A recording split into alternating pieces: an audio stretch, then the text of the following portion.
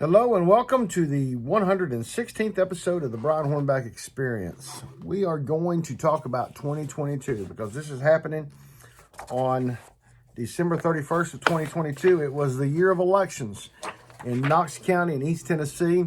So we're going to run through those real quick and we're going to say goodbye to 2022 and we're going to say welcome to 2023. So in 2022 we had local and state. We had local primaries on May the 3rd. Let's run through the ones that won real quick. Chancery Part 2 was opposed in the Republican primary. Bud Armstrong, former Knox County Commissioner, former law director, won that race, beating out incumbent Clarence Eddie Pridemore, who'd served for 8 years, and also a newcomer, Dino Cole. County Commission District 3, we had a Republican primary where Gina Oster, who had run for state representative a couple years before, beat out Nick Saparo with 72% of the vote. Rhonda Lee was in a three-way contest out in County Commission District 7. That's High School, Powell, and Halls.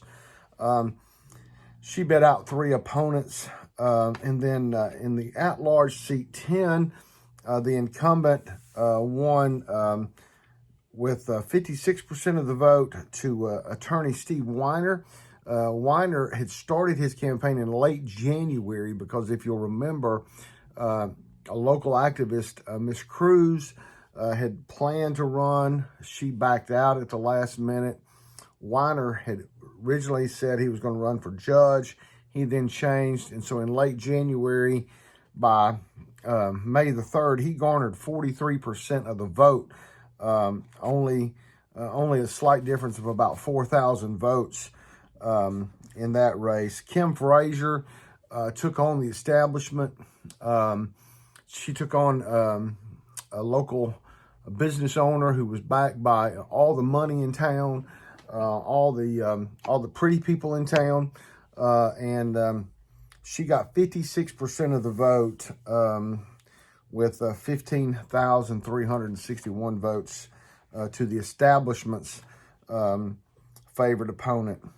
Justin Biggs beat out a guy that had only been in town for a few years and with almost 60% of the vote to be the Republican nominee for county trustee.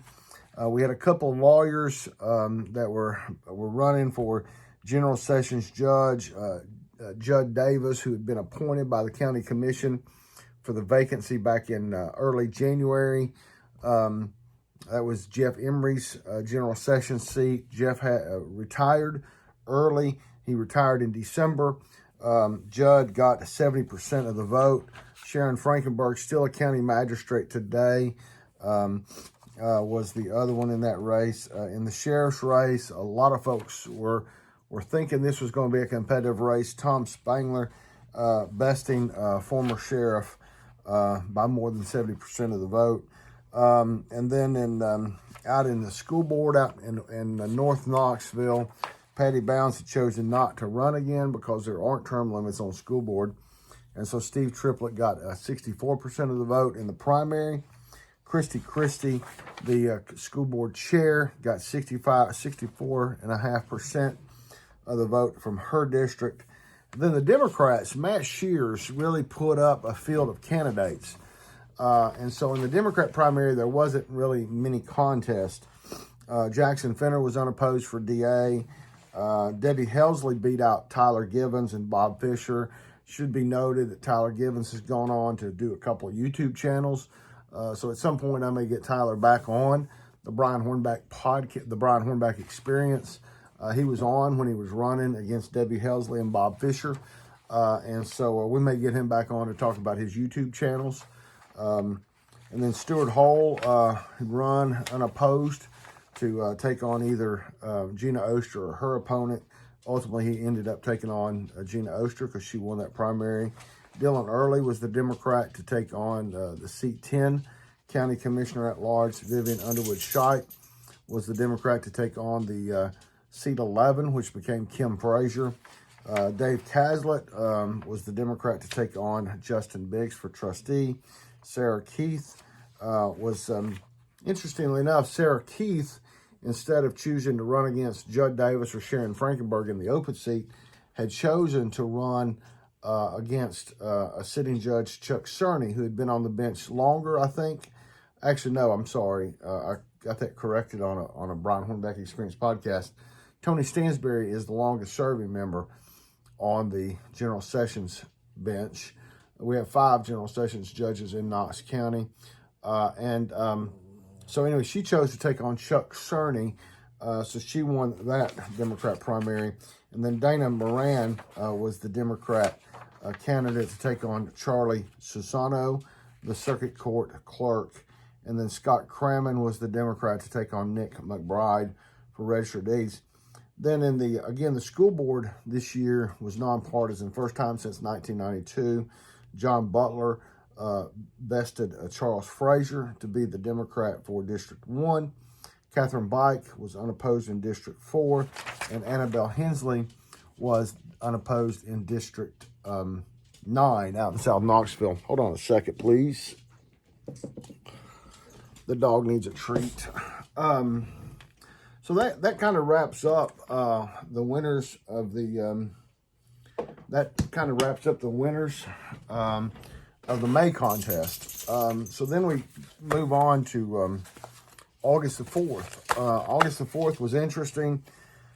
We're going to talk about some of the primaries. Bill Lee was unopposed in the Republican primary. Tim Burchett was unopposed in the Republican primary. Randy McNally, state senator that has parts of Knox, Loudon, and Anderson, he was opposed by a gentleman from Greenback, Earl Segrest.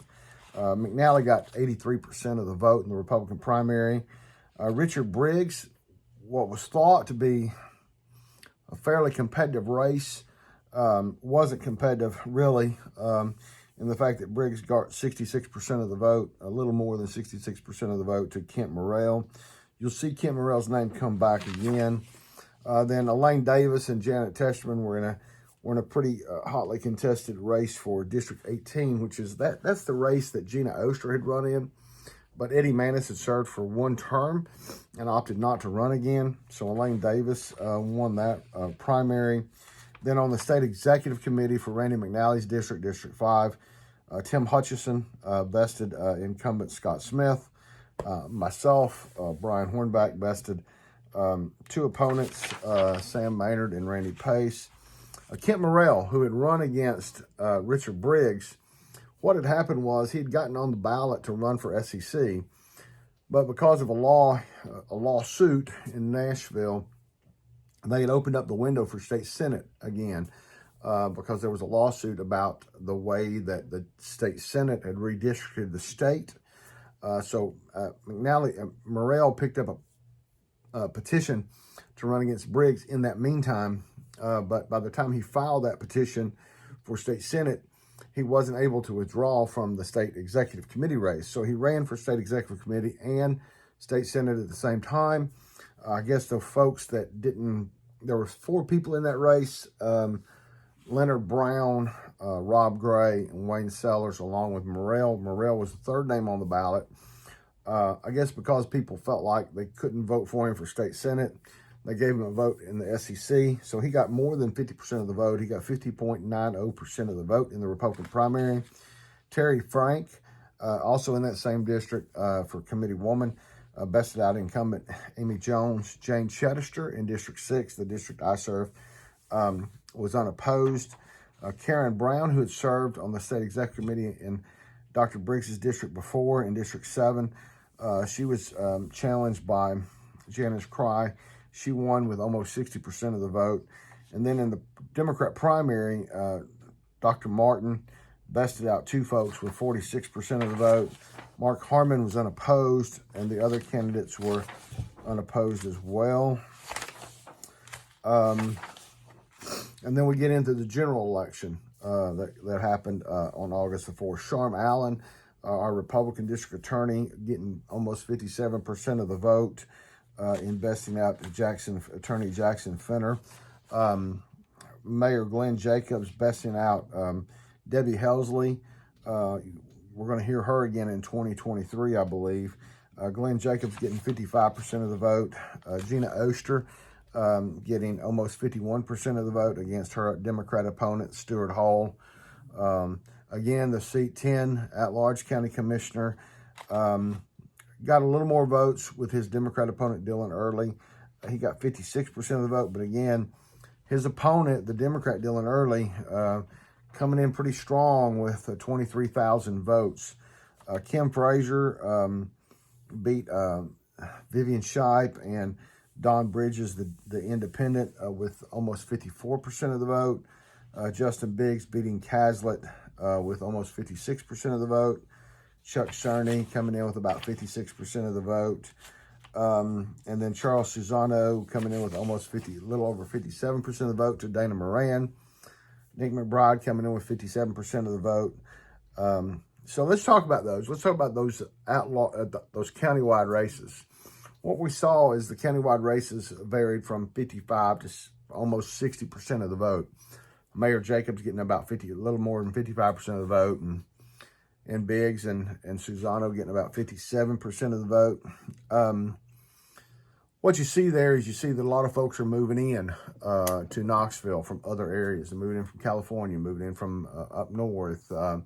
And so what you're seeing is a lot of folks moving in. So it kind of changes the dynamic a little bit. Also, you see that the city, while the county is still predominantly red, you're seeing that the city is predominantly blue or purple, leaning more liberal in some areas. Again, I still had contended since the Roe v. Wade decision in June by the Supreme Court that was going to move some moderate Republicans more to the left. Again, am I right on that? I don't know. There's a video out there from August the 4th where I asked Congressman Burchett about it. He says that the number of people on the left that are pro-life or pro-abortion, and those who are on the other side that are pro-life, aren't really the people who are voting. Again, difference of opinion between the congressman and myself. We'll just have to wait to see how future elections play out. But again, you see that either that is transitioning votes in one direction or another, or Matt Shears and the Democrats are doing a better job at organizing. Could be a little bit of both. We're not sure yet, but we'll see as we get into other races in 2023, 2024. In the school board races, you had John Butler, who was running, and he won that race against a couple of independents. Catherine Bike, the Democrat, besting Will Edwards. Again, that's a district that has voted, from what I understand, had voted for Linda Haney 4 years ago, the opponent to Glenn Jacobs. Voted for Debbie Helsley, the Democrat against Glenn Jacobs. Has predominantly voted for Gloria Johnson when they had the chance. So they voted for Catherine Bike. Again, it was a very, very, very tight window. She got 50,080 votes. 50,000. She got 5,080 votes. And Will Edwards got 4,941 votes. So very, very small win, but still yet another win for the Democrats in that race.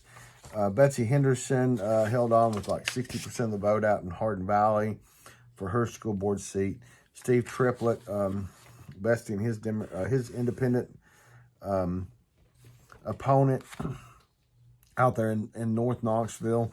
And Christy, the board chair out in South Knoxville, keeping her seat. Then we look at the town of Farragut. Ron Williams had a squeaker of a race. He got 2,016 votes to Bill John's 1,958 votes. Very tight race. Scott Meyer won pretty handily with about 44% of the vote. David White, probably the upset of the votes out there in Farragut, because Marty Lehman was supported by the what would be considered the establishment, Ron Williams, Scott Meyer, but David White won by a little more than 140 votes. Then, you know, we have a lot of retention votes in Tennessee. It's called the Tennessee Plan. And basically, the only time that the Tennessee Plan has ever resulted in an incumbent judge being sent packing was in Penny White. And it had something to do with a death penalty case, I believe. You just search Penny White, Tennessee Supreme Court. That was in 94, 98. But she lost her retention vote. And but anyway, for the most part, all the other judges are retained. I do want to call out Christy. I do want to call out Christy Davis, Circuit Court of Appeals, Eastern Division. She got 78% of the retention vote. The reason I call out Christy Davis, Circuit Court Appeals Judge, is that in 1998, she was the first political candidate to advertise on brianhornback.com, and the first ever. And she was elected to in a three-way contested primary, and went on to win the general election. And then got appointed to the Court of Appeals by now Governor Bill Lee.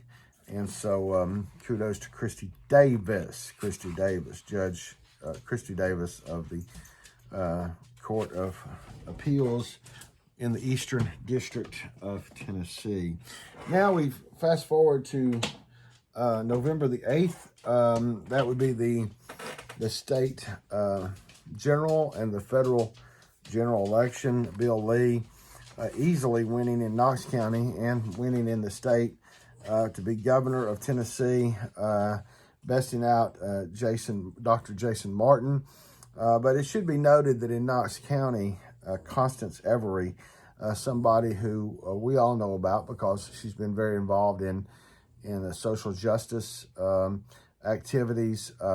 She's also one of the few that got arrested at a county commission meeting after the murder of Anthony Thompson Jr. in the Austin East High School bathroom. Also, there were some constitutional amendments on the ballot in November. Constitutional Amendment 1, 2, 3, and 4 easily passed statewide and in Knox County. Tim Burchett garnering 60% of the vote in Knox County.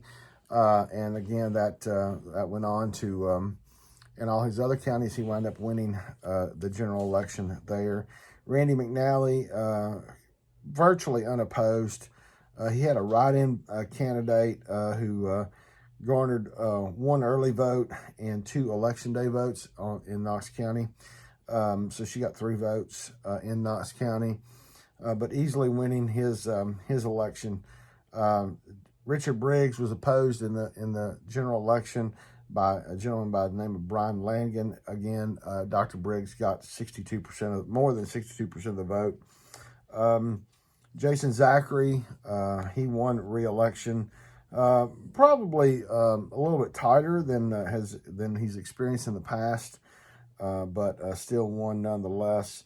Sam McKenzie drawing more than 70% of the vote in his district. Michelle Carringer was unopposed. Elaine Davis going on to win 54% of the vote in the district to succeed Eddie Manis. Dave Wright maintaining his seat with almost 75% of the vote. He had a Democrat and an independent opponent. Justin Lafferty going on to win his seat. And then the other seat that the Republicans was hoping to pick up was a 90th seat. The seat that Gloria Johnson had been serving on, I believe that was District 13, had gotten redistricted. And so they had gotten a new district in Knox County, District 90. And it was runs basically north of the interstate from about Cedar Bluff up to like Easttown Mall, Knoxville Center. Now it's going to be an Amazon distribution center if Amazon ever gets it finished. But David Posey was the Republican candidate, but Gloria Johnson won that race fairly convincingly. So that kind of sums up the 2022 elections that we had. Before I name the person of the year or persons of the year from the Brian Hornback Experience, let me let you know that in 2023, there'll be no elections in Knox County. in the city of Knoxville, which is part of the county, there will be an election in the city of Knoxville. The races that will be on the ballot in Knoxville in 2023 is city mayor. Mayor Kincannon will be running for re-election. So far, there was speculation that the county commissioner for seat 10 was going to challenge her. He has since said he will not. There's another gentleman out there, former KPD officer, who I think now works for the sheriff's department, Keith Lyon. He had talked about it. Not sure if he's going to do it or not. But city mayor is up for election. The 3 at-large seats, A, B, C, are up for election. City Council District 5, which is Charles Thomas, is up for election. And then the municipal judge, which is held by Judge John Rosin, is up. Nominated petitions, you can start picking those up if you live in the city on March 20th. The qualifying deadline is May the 18th at noon. The withdrawal deadline is May 25th at noon. The first day of early voting is August the 9th, with the final day of early voting being August the 24th, with election day being August the 29th. And then the general election is held in November. First day of early voting for the general is October the 18th. The final day of early voting is November 2nd, with the election day being November 7th. Again, that's only 6 races: city mayor, city council A, B, C, and the 5th district, and the municipal judge. Now, let's talk about what kind of happened in the elections. We got the school board has been predominantly female gender majority for a number of years. City council a couple years ago went majority female gender. This year, with the election of, you had 2 years ago, you had Courtney Durrett, a Democrat, and Daisha Lundy, a Democrat, got elected to county commission for districts 1 and 2, Lundy in 1, Durrett in 2. And then this year you had Gina Oster get elected in District 3. 2 years ago you also had Terry Hill get elected in District 6. So that was 3 ladies on the county commission. There's 11 seats on the county commission, so you had 3 that were female. And so this year you had Gina Oster get elected to District 3, District 3. You had Rhonda Lee get elected to District 7, and you had Kim Frazier get elected to at-large seat 11. So you went from 3 ladies, 3 female persons on the county commission to then 6, which is a majority. So the county commission, first time ever, became a female majority. It's really been kind of since September 1st when those 6 ladies got sworn in. It has become somewhat arduous for a couple, particularly 3 of the male members of the commission. Carson Daly from South Knoxville, John Schoonmaker from the 5th, and Richie Beeler from the 8th. You can just visualize during meetings that they're somewhat uncomfortable, particularly in how they vote and some of their interactions and some of their corrections. But the person of the year is someone who wasn't elected this year. I'm going to name the new commission chair as the person of 2022, and that would be the county commissioner for District 2, Courtney Durrett. Courtney Durrett, the Democrat that was elected 2 years ago to county commission, was able on September the 1st to become the commission chair.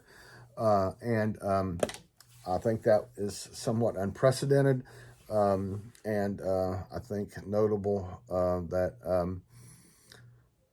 there was a lot of Republicans that had a lot of angst about it. It's not the first time that a Democrat has served as commission chair. It is the first time that a Democrat has served as commission chair since the commission has been an 11-seat commission. When they were a 19-seat commission, I believe Billy Tyndall had served as commission chair. I think Strickland had served as commission chair. Again, Democrats. But I think what had happened was Richie Beeler was the commission chair. He had was nominated this year again to serve a second year as commission chair, but earlier in the spring he had taken a job at the county and had said he didn't want or he would not seek the position. Apparently some commissioners still wanted him to be chair, so they nominated him. They placed him in nomination, but the ladies, along with Richie Beeler, voted for Courtney Durrett to be the commission chair. So she got 7 votes to be commission chair. So for that reason, I name Courtney Durrett the 2002 Brian Hornback Experience Person of the Year. That comes with nothing but what I just said. So anyway, that sums up 2022. Let's look forward to 2023. We'll have more guests on the Brian Hornback Experience. Thanks for listening. Thanks for tuning in. And congratulations to Madam Chair Courtney Durrett on being the 2022 Person of the Year. Thank you.